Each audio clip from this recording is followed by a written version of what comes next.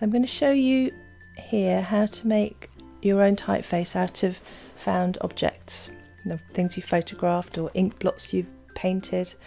I'm going to start off showing you how to do this kind of watery font, which I made from a feather. So open a new document, name it, and choose the size. I'm just going to go for A3, but I'm going to turn the width and the height round the other way. So I've got a landscape picture. Resolution's at 300, colours RGB, that's okay. And then I'm going to choose my word first. It can be anything, it can be the title of your book, or keep it something quite simple. 400 points, and that's just going to be a guide so that I can make sure that I get my letter shapes right. I'm going to lock that layer so that I can't move it, and place in this picture that I took earlier. There's a feather.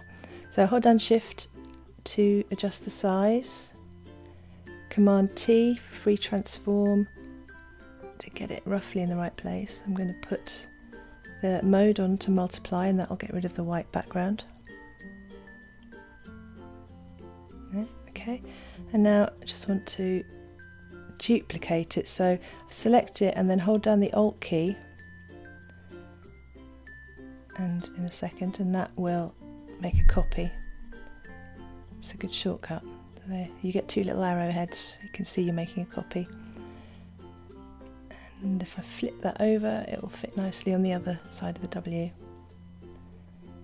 So keep doing that until you've built up your letter shape. You can use different objects, you don't just have to use the same one. Always hold down Shift, otherwise that'll happen. Shift means that you can keep the proportions constrained. And just put those into place. Flip that horizontally. There.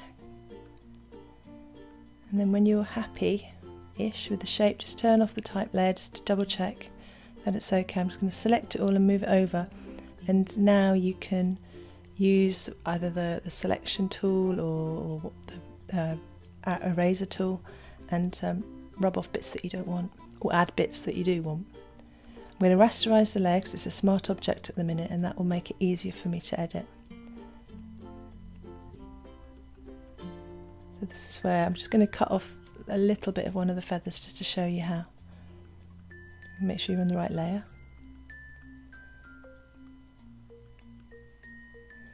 So in this exercise, to get an A, to get a higher grade, what you need to do is to have your own photographs. So don't just Google something off the internet, go out, take some pictures, or even scan some stuff in on the scanner. You can put seashells or anything that you've been using for your project, and that will give you a better grade than if you just use someone else's image.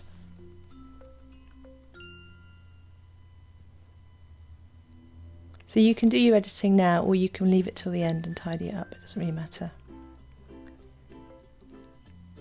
So I'm going to select all four, and then if you hit Command E, that will merge the layers and that makes it one complete shape. Then you go into liquify, so it's filter liquify, and this is where you can change it. Got lots of different options there. You can change your brush size, how kind of, I'll use this tool on the top left hand side. This is the most dramatic tool. There are others. There's a push tool, there's a bloat tool, there's a pucker tool. You can see I'm going to have a go on them. They don't make a huge amount of difference, but it depends what you're working on. But you can have a play around with these.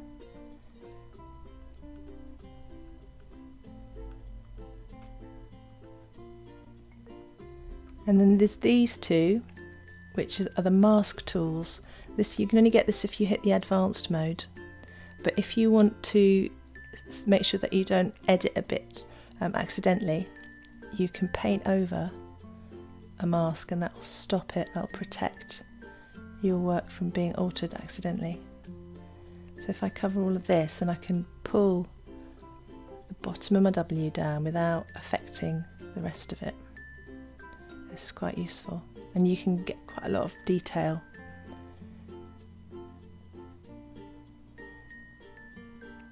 Okay, and then you just, when you've finished, you get rid of the mask, click there,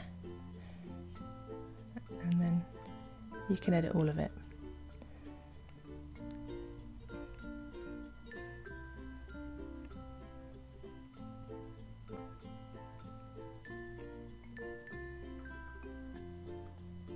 Okay, a little bit more extreme. I'm trying to go for a watery, inky effect.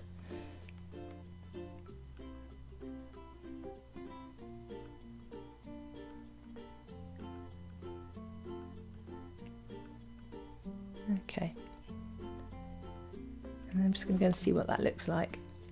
I don't really like the bottom, the left hand side of the bottom of the W, so I'm just going to get rid of that and then take it back into liquify to soften it up again. That looks a bit messy. And Command D to deselect, and then back into filter, liquify. Just a little tiny adjustment there. Give it a bit of a nicer shape. I'm doing this quite quickly, but you can spend ages making these letter shapes beautiful. Just check that I'm roughly the right size. Obviously, when you get all your letters built up, you make sure you can adjust each one individually and make sure that they all have the same X height, so they're all the same size. And that'll make it a bit more of a convincing typeface. Okay, now I'm going to put some colour on it. Because I chose a black feather, obviously there's no colour in there to start with, so when I use these sliders it doesn't make any difference at all. So you have to check the colorise box, and then you can see you can just change the colour, and if you make the saturation all the way up there, it's quite an intense colour. So you can see you can take all the black out if you put the lightness up as well. And then when you've done that, you can use any of the Photoshop colour filters on, any of the adjustments.